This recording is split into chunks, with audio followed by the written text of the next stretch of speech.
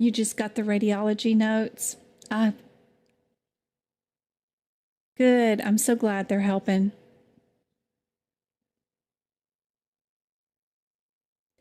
I did monthly, and even though I've paid for it for 6 months, they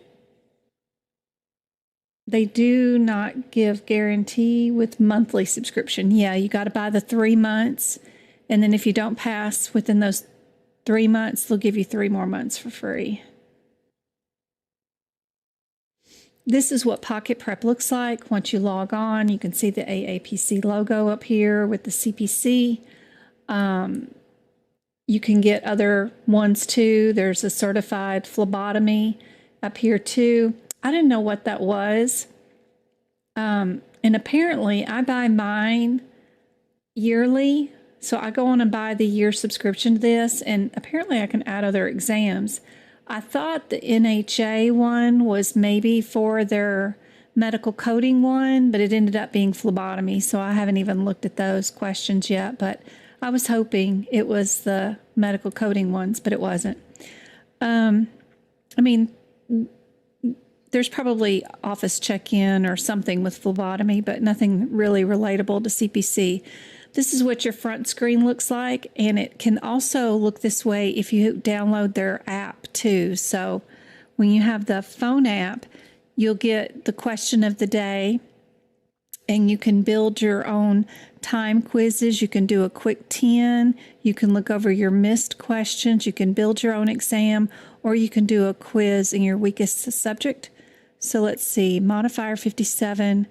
This email right here is some questions that I have issue with right now that Emily is supposed to be working on that I don't think are appropriate, that they still have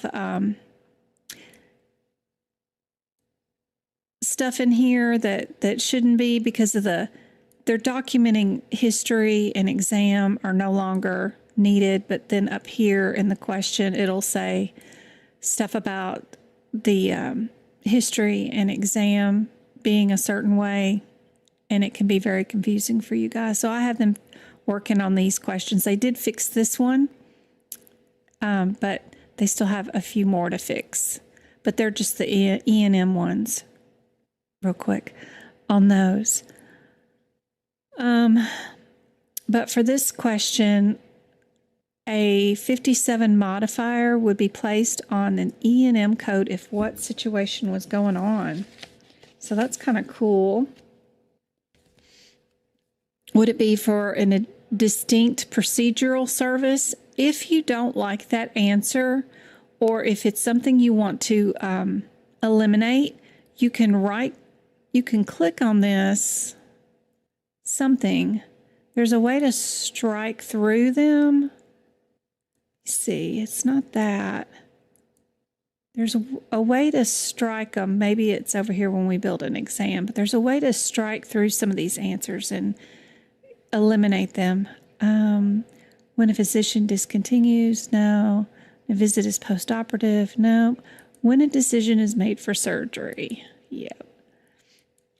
And then you can check your answer, and they'll tell you where the answer is, which is super handy dandy. So if we go to our 2023 CPT book and go look at page 932,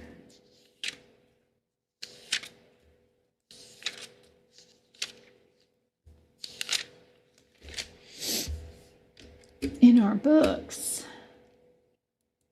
it's nice to know where they say the answer is, because then we can find where they say the answer is and learn more about using our books.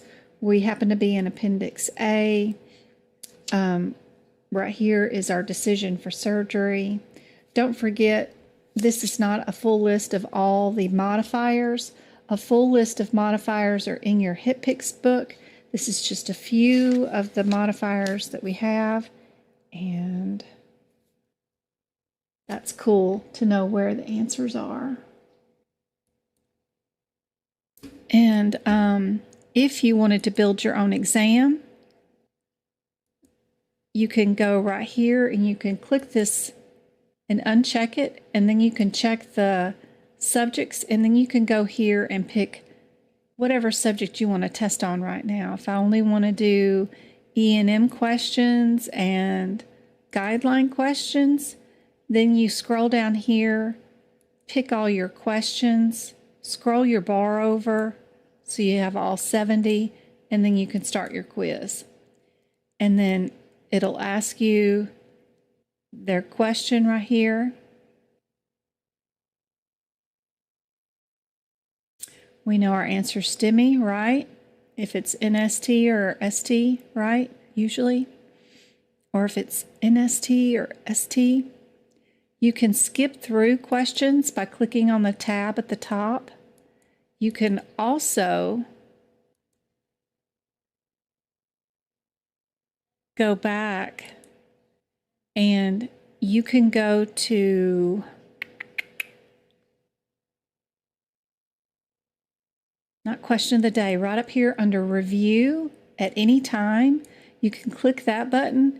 You'll see all 500 questions here in one location, which is really kind of handy because you can click on the first one and it gives you the complete question, answer, and rationale in one, which you could copy, bring over, and paste it into a Word document, and then scoot you down to your next one, scoot you down to your next one, and so forth. Then you could practice them on your own at some point, but be sure and keep the integrity of the questions to yourself. These are, somebody put a lot of work into it and building this website. We don't want to be publishing these openly over the internet, and we want to be respectful of whatever copyright or whatever we've got going on here. So be sure and keep that to yourself. But as an auditor, I know how to figure out a lot of stuff on websites. You can go to your stats and you can see how well you do or have not done, what your weakest subject is.